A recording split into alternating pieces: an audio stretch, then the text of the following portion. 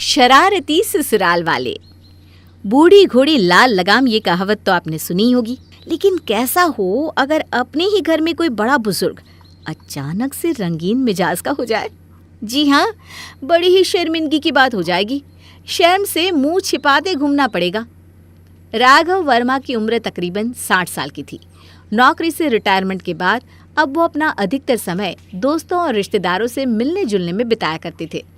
वैसे तो अभी तक उनकी छवि बड़ी ही साफ सुथरी रही थी, लेकिन न जाने क्यों पिछले कुछ दिनों से उनके रंग ढंग कुछ बदले हुए से नजर आ रहे थे, जिससे उनका इकलौता बेटा ऋषभ भी काफ़ी परेशान था। अरे हटिए ना जीजा जी, आप ना बड़े मस्तीखोर हो गए हैं आजकल। क्या बात है, इतनी शरारत तो आपको जवानी में भी कभी नहीं सूझती थी जितनी आजकल सूझ रही है। अरे भाई, बूढ़ा इंसान सिर्फ शरीर से होता है, मन थोड़ी ना बूढ़ा होता है। मन तो हमेशा जवान ही रहता है। और जब मेरे जैसे बूढ़े की तुम्हारे जैसी साली होगी तो बुढ़ापा नज़दीक आएगा भी कैसे। ठीक है ना? अरे हटिए जीजा जी, आप लगता है दीदी से अब आपकी शिकायत करनी ही पड़ेगी। अरे कर दो भाई अपनी दीदी से तुम शिकायत। तुम्हारी दीदी से हम डरते थोड़ी ना। और तुम्हारी दीदी को किस बात की कमी रखे हुए हैं जो उसे मुझसे शिकायत होगी। देखो भाई, हम तो 60 साल की उम्र तक अपने गृहस्थ जीवन का पालन करने के बाद रिटायर हो गए। अब ये 60 के बाद वाली उम्र तो मेरी अपनी है। इसे मैं जैसे चाहे जिसके साथ चाहूँ उसके साथ बिताऊँ। तुम्हारी दीदी को इसमें एतराज़ क्यों होने लगा? अच्छा सुनो, ये देखो तुम्हारे लिए एक छोटा सा तोहफा लेकर आया हूँ। तुम पहन कर देखो, तुम्हारे हाथ में बहुत अच्छा लगेगा। अरे नहीं नहीं जीजा जी, मुझे आपका कोई तोहफा नहीं चाहिए, शर्म आती है हमें। अरे भाई, इसमें शर्म की क्या बात है? अच्छा लाओ अपना हाथ दिखाओ, मैं खुद ही पहना देता हूँ। अरे ये घड़ी तुम्हारे हाथ में बहुत जचेगी, मैं बता रहा हूँ ना। ड्राइंग रूम में बैठे पिता राघव और मौसी जानकी की हंसी मजाक और ठिठोली की आवाज़ मानस के कान में भी पड़ रही थी। उन दोनों की आवाज़ से जैसे उसके दिमाग पर हथौड़े लग रहे थे। बेशर्मी की सारी हदें पार कर दी है पिताजी ने। शर्म नहीं आती इस उम्र में ऐसा व्यवहार करते हुए। ना तो उन्हें माँ का लिहाज है, ना ही बेटे बहू का। इतना ही नहीं, घर में एक पोता भी है, और किसी का ना सही कम से कम उसका ही ख्याल कर लेते। राघव की पत्नी उषा की एक ही बहन थी जिसका नाम था जानकी। उषा और जानकी के माता पिता नहीं थे, इसलिए जब बरसों पहले जानकी का तलाक हुआ तो उसने बहन उषा के घर के पास ही अपना घर भी ले लिया, क्योंकि मायके के नाम पर उसके पास बस अपनी बड़ी बहन उषा ही थी। धीरे धीरे समय बीतने लगा। पास में ही होने के कारण मौसी जानकी का घर में अक्सर आना जाना लगा रहता था। यूँ तो जानकी हमेशा से ही घर में आती जाती रही, लेकिन पिछले कुछ दिन से ऋषभ को जानकी मौसी और पिताजी का चाल चलन कुछ ठीक नहीं लग रहा था। माँ, मौसी को कुछ कहती क्यों नहीं हो? अरे उनसे बोलिए ना कि यहाँ आती है तो आपसे बात किया करे। पापा के साथ ही करने की क्या ज़रूरत है? अरे अपनी उम्र का तो लिहाज करना चाहिए ना। 20 साल के लड़के लड़कियों की तरह चूहलबाजी करते हुए अच्छे थोड़ी ना लगते। और माँ, अब क्या सब कुछ देखकर आंखों पर पट्टी बांधी हुई हो? अब मैं अपने मुंह से कहूँगा तभी आपको समझ में आएगा क्या? ये आपकी आंखों के सामने क्या चल रहा है, आपको नज़र नहीं आ रहा? देख बेटा, तेरे बाबूजी ने जीवन भर परिवार की जिम्मेदारियां निभाई हैं। अपने किसी भी कर्तव्य में वो कभी पीछे नहीं हटे हैं। रिटायरमेंट के बाद भी जितना उनसे हो सकता है वो परिवार के लिए कर ही रहे हैं। अपनी सारी पेंशन लाकर मेरे हाथ में थमा देते हैं। अब मैं किस मुंह से उनसे शिकायत करूं? वो तो अपनी जिम्मेदारियां निभा रहे हैं ना। अब अपने सुकून और खुशी के लिए वो किसी से हंसते बोलते हैं तो मैं कैसे रोक सकती हूँ? और बेटा, आदमी कोई घर में बंद कर तो नहीं रहते ना। ऐसी क्या जिम्मेदारियां निभा ली उन्होंने? पैसा ही तो देते थे ना। पैसे के बदले में ऐसे चरित्रहीनता दिखाएंगे क्या? दुनिया समाज में उनकी खुद तो कोई इज्जत बची नहीं। जो हमारी है उसे भी मिट्टी में मिलाने पर तुले हुए हैं। और क्यों नहीं कह सकती हो? आप उनकी पत्नी हो। आपकी आंखों के सामने, मौसी के सामने बिछे जा रहे हैं। कोई अंधा भी देखकर बता सकता है कि पापा और मौसी के बीच में क्या चल रहा है। अभी आपके लिए आखिरी मौका है। या तो पापा से बात करके मामला सुलझा लो, नहीं तो फिर मैं रिश्तों की मर्यादा भूल जाऊंगा। ऋषभ पिछले 1 महीने से ये सब देख रहा था। वो चाहता तो था कि पिताजी के सामने बैठकर उनसे सारी बातें क्लियर करे, लेकिन उसके संस्कार बार बार उसे पिताजी से कुछ भी कहने से रोक देते थे। शाम का समय था। ऋषभ गुस्से में पैर पटकता हुआ घर में दाखिल होता है। हद हो गई माँ, पानी सर से ऊपर चला गया है। आपको पता है मैं क्या देख कर आ रहा हूँ? पापा मौसी के साथ थिएटर में सिनेमा देख रहे थे। अरे अगर बुढ़ापे में इतनी ही जवानी फूट रही है तो आपके साथ फिल्म देखने जाए ना। ऐसे मौसी के साथ हाथ में हाथ डालकर घूमते हुए उनको शर्म नहीं आती? देखो माँ, अब या तो आप पापा से बात कर लो, वरना मुझे पापा को समझाना पड़ेगा। और मुझे डर है कि कहीं उनसे बातचीत करते समय मैं भूल ना जाऊं कि वो मेरे पिता हैं। ऋषभ गुस्से में माँ पर चिल्ला ही रहा था, तभी पिता राघव घर में दाखिल होता है। क्या बात है पापा, आजकल आपके तो रंग ढंग ही बदल गए हैं। पहले तो हमेशा कॉटन की शर्ट और पैंट पहनते थे, आजकल तो जीन्स टी शर्ट पहनने लगे हो, महंगे परफ्यूम लगाते हो, हाथ में भी महंगी घड़ी पहनी हुई है। आपको देखकर कोई कह भी नहीं सकता कि आपका मेरे जैसा बेटा भी होगा। क्या भाई, मौज मस्ती पर क्या तुम जवान लोगों का ही अधिकार है? हम अच्छे कपड़े, जूते, घड़ी नहीं पहन सकते क्या? आज मैं फिल्म देखने गया था, तो क्या फिल्म में कुर्ता पजामा पहन कर देखने जाता? अरे प्रेजेंटेबल दिखना भी तो ज़रूरी है। और हाँ, ये परफ्यूम तो मुझे जानकी ने गिफ्ट किया है। मैंने तो मना भी किया था कि मैं परफ्यूम नहीं लगाता, लेकिन तेरी मौसी है एक नंबर की ज़िद्दी औरत, मानी ही नहीं। कहने लगी आपको मेरी कसम है, आपको लगाना ही पड़ेगा। अब उसने कसम दी थी तो क्या करता, मजबूरी में लगाना पड़ा। वैसे एक बात बताऊं, परफ्यूम लगाकर मुझे भी अच्छा बहुत लगा। मानना पड़ेगा, जानकी की पसंद है एकदम लाजवाब। आपको बिल्कुल भी शर्म नहीं आती क्या? हाँ, आप माँ की आंखों में धूल झोंक कर बाहर डेट करके आ रहे हो, और घूम भी किसके साथ रहे हो? मेरी ही मौसी के साथ। अरे इसमें आंखों में धूल झोंकने जैसी क्या बात है? तुम्हारी माँ पूछ लेती तो मैं बता देता कि मैं फिल्म देखने जा रहा हूँ। इसमें छुपाने वाली तो कोई बात ही नहीं है। और तेरी मौसी क्या घर से बाहर निकलकर कभी अपनी ज़िंदगी के 2-4 पल सुकून से नहीं बिता सकती? देखो जानकी बस दोस्त है मेरी, अपनी सोच को ना थोड़ा साफ रखो, और आगे से ना मुझसे गलत बात करने की हिम्मत भी मत करना। पिता की बात सुनकर ऋषभ थोड़ा शांत हो जाता है। 2 दिन बाद डोरबेल बजती है तो ऋषभ देखता है सामने कुरियर बॉय एक पार्सल लेकर खड़ा है। सर, राघव वर्मा जी यहीं रहते हैं, उनके लिए जानकी वर्मा ने ये बुके भेजा है, आप उनको डिलीवर कर देंगे? क्या बुके? हाँ यहीं रहते हैं, तुम रख दो, मैं दे दूँगा। ऋषभ पैकिंग खोलकर देखता है तो उसके अंदर लाल गुलाब का एक बड़ा सा गुलदस्ता दिखाई देता है। फूलों के बीच में ही एक छोटा सा बॉक्स भी था। ऋषभ बॉक्स को खोलकर देखता है तो उसके अंदर एक अंगूठी रखी हुई थी। हम सबकी आंखों में धूल झोंक रहा है पापा, अब बर्दाश्त से बाहर हो गया है। अब तो मैं मौसी से ही बात करूंगा। ऋषभ सीधा पहुंच जाता है मौसी के घर।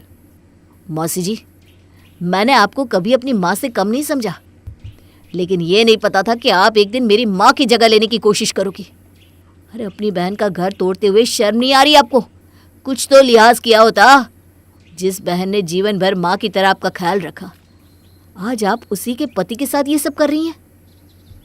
कैसी बात कर रहे हो ऋषभ? भूलो मत मैं कौन हूँ।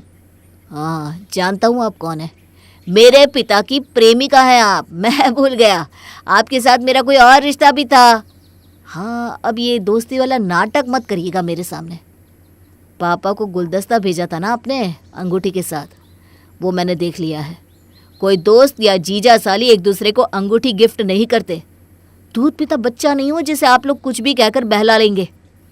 ऋषभ के जोर जोर से बोलने की आवाज़ सुनकर अचानक ही मौसी जानकी के अंदर वाले कमरे का दरवाज़ा खुलता है और उसमें से राघव बाहर आता है। पापा, आप यहाँ? अच्छा, घर से तो आप ये कहकर निकले थे कि अपने दोस्त के यहाँ जा रहे हैं, और यहाँ मौसी के घर में बैठे हुए हैं। अरे शर्म नहीं आती आपको? थू है आपके ऊपर। अब जब तुझे सब कुछ पता चल ही गया है तो कान खोल कर सुन ले बेटा। हाँ, ये बात सच है कि जानकी और मेरा रिश्ता है, और अब इस रिश्ते को मैं किसी से छुपाने वाला नहीं हूँ, सारी दुनिया के सामने स्वीकार करने वाला हूँ। बस बहुत जी लिया मैंने सबके लिए। अब मैं उषा को तलाक देकर जानकी से शादी करूँगा। पापा, आपको शर्म नहीं आती? बुढ़ापे में लोग 4 धाम यात्रा करते हैं और आप यहाँ आशिकी कर रहे हैं। इतना ही नहीं, दूसरी शादी करने चले हैं। सारे जमाने के सामने थू थू हो जाएगी हमारी। मजाक बनाकर रख दिया आपने। ऐसे बाप से तो बाप का ना होना ज्यादा बेहतर है। अपनी माँ की जिंदगी मैं आपको खराब करने नहीं दूंगा। कान खोलकर सुन लीजिए, अगर आपने अपनी हरकतें नहीं सुधारी ना तो मुझसे बुरा कोई नहीं होगा। जी भर के सुनाने के बाद ऋषभ गुस्से में घर लौट आता है। घर आकर माँ देख लिया अपनी लापरवाही का नतीजा आपने। मौसी ने लाल फूलों का गुलदस्ता और अंगूठी भिजवाई थी पापा के लिए। जब मैं मौसी से सवाल पूछने के लिए उनके घर गया तो पता है मैंने वहाँ क्या देखा? आपके पतिदेव वहीं पर मौसी के घर में ही थे। घर पर बहाने बनाकर पूरा पूरा दिन मौसी के यहाँ बिता रहे हैं वो। अरे शर्म नाम की तो चीज़ नहीं है। मुझे तो बोलते हुए भी शर्म आ रही है। और जब मैंने उनसे सवाल पूछे तो पता है क्या जवाब दिया? कहते हैं मौसी से शादी करेंगे और आपको तलाक देंगे। बस यही सब देखना बाकी रह गया था। किसी की भी इज्जत का ख्याल नहीं है पापा को। अपनी बनी बनाई गृहस्थी में आग लगाने पर तुले हैं वो। पता नहीं कौन सा जादू कर दिया है मौसी ने पापा के ऊपर। मेरा दिल तो अभी भी मानने को तैयार नहीं है कि पापा ऐसी हरकत कर सकते हैं। तूने बिल्कुल ठीक कहा बेटा। जिस तरह से तेरा मन मानने को तैयार नहीं है ना कि तेरे पापा ऐसी हरकत कर सकते हैं, तेरे पापा का मन भी ये मानने को तैयार नहीं था कि उनका बेटा ऐसी गिरी हुई हरकत कर सकता है। अरे अपने संस्कारों के ऊपर पानी फिरते देखना इतना आसान थोड़ी ना होता है। लेकिन आंखों देखा सच कैसे झुठलाते बेचारे। अब कहना क्या चाहती हो माँ? पापा की गलती को मेरे सर मढ़कर क्या साबित करना चाहती हो? और मैंने ऐसा क्या किया जिससे उनके संस्कारों पर पानी फिर गया? बेटा अब ये नाटक तू ना करे तो ही बेहतर है। तेरे पापा ने अपनी आंखों से तुझे उस औरत के साथ हाथ में हाथ डालकर घूमते हुए देखा है। और बेटा कहते हैं ना, ऐसी बातें तो आग की तरह फैलती हैं। 100 पर्दे डाल लो लेकिन सच छुपाए नहीं छुपता। जब घर आकर उन्होंने बहू से इस बारे में सवाल किया तो वो बेचारी फूट फूट कर रोने लगी। जो आपने देखा है ना बाबूजी, वो सुनकर मुझे ज़रा सी भी हैरानी नहीं हो रही, क्योंकि मैं तो ये बात बहुत पहले से जानती हूँ। आपके सुपुत्र का बाहर किसी के साथ चक्कर चल रहा है। अरे रंगे हाथों पकड़ा है मैंने उन्हें, एक बार नहीं न जाने कितनी बार। ऑफिस से आकर घंटों तक वो फ़ोन पर बातें किया करते हैं। हर रविवार को दोस्तों से मिलने के बहाने उसी से मिलने जाते हैं। अपनी तनख्वाह का एक बहुत बड़ा हिस्सा उसी के ऊपर लुटा रहे हैं। अरे बेटा, तो तू उसे रोकती क्यों नहीं? तूने समझाया नहीं कि अपनी बसी बसाई गृहस्थी में आग क्यों लगा रहा है? मैं क्या बताऊँ बाबूजी, मैं तो समझा कर थक गई हूँ। जब मैं उनका विरोध करती हूँ या उन्हें कुछ भी कहती हूँ तो वो मुझे यही जवाब देते हैं कि तुम्हारा और तुम्हारे बेटे का खर्चा उठा रहा हूँ ना, घर गृहस्थी में तुम्हें किसी चीज़ की कमी तो नहीं होने दे रहा हूँ ना। घर के बाहर अपनी खुशी के लिए अगर मैं किसी के साथ थोड़ा समय बिता भी लेता हूँ तो उसमें मुझे बोलने का कोई अधिकार नहीं है। अरे ऐसा कैसे बोलने का अधिकार नहीं है? तो पत्नी है उसकी, इतना दबने की कोई ज़रूरत नहीं है बेटा। गलत का विरोध करना बहुत ज़रूरी होता है। मैं क्या करूं माँ जी, अगर मैं कुछ भी करूंगी तो वो मुझसे हमारा रिश्ता तोड़ने की धमकी देते हैं। मैं अपने बच्चे का भविष्य अंधकार में नहीं डालना चाहती। और पति गलत निकल गया तो क्या हुआ, सास ससुर तो अच्छे हैं। मैं तो आप लोगों की छत्र छाया में ही अपना जीवन बिता लूँगी। कम से कम मेरे बेटे को परिवार और दादी का प्यार तो मिलेगा। सबसे पहले तो अपने बेटे की गलती के लिए मैं तुझसे माफ़ी मांगता हूँ। शायद हमारे संस्कारों में ही कुछ कमी रह गई होगी, जो इतनी अच्छी, सुंदर, सुशील, सर्वगुण संपन्न पत्नी घर में होने के बाद भी मेरा नालायक बेटा बाहर ऐसे कर्म कर रहा है। हो सके तो हमें माफ़ कर देना बहू। और अभी तू जवान है, अभी तो बहुत ज़िंदगी बाकी है। इस घर में तू सास ससुर के नहीं, अपने पति के भरोसे ही रहेगी। भटके हुए को सही रास्ते पर लाना भी माता पिता का ही काम होता है। मैं चाहूँ तो आज के आज उसे घर से बाहर निकाल सकता हूँ, पर मैं उन बापों में से नहीं हूँ जो बेटों की करनी की सज़ा बहू को देते हैं। जिस दिन तू ब्याह कर इस घर में आई थी ना, उस दिन से तू भी मेरी बेटी ही बन गई। लेकिन फिर भी मैं अपनी तरफ से एक बार प्रयास करूँगा कि ऋषभ को अपनी गलती समझ में आ जाए और वो तुझसे आकर माफ़ी मांगे। बाहर किसी औरत के साथ संबंध रखना, घर में आकर पत्नी पर धौंस जमाना, अपने परिवार की फिक्र न करना, यह सब बड़ी सामान्य सी बात लगती है ना ऋषभ को। अब मैं उसे एहसास कराऊंगा कि जब पिता का बाहर किसी के साथ अफेयर चलता है तब परिवार, पत्नी और बच्चों पर क्या बीतती है। उसके बाद तेरे पापा, मैं और तेरी मौसी जानकी ने मिलकर ये सारा प्लान बनाया। पिछले 1-1.5 महीने में तूने जो कुछ भी देखा, सुना, महसूस किया, वो सब हमने तुम्हें जानबूझकर दिखाया और सुनाया, ताकि तुम्हें समझ में आए कि जब रिश्ता टूटता है तो कैसा महसूस होता है। जब अपनी माँ पर बात आई तो कैसे तड़प उठे ना तुम। जब पिता ने मौसी के साथ हंस हंस के बातें की, रिश्ता बनाने की कोशिश की, सब कुछ बर्दाश्त से बाहर हो गया तुम्हारे। समाज की चिंता होने लगी, मान सम्मान की चिंता होने लगी। और क्या कहा था तुमने? लोग क्या कहेंगे, समाज में हमारी इज्जत क्या रह जाएगी।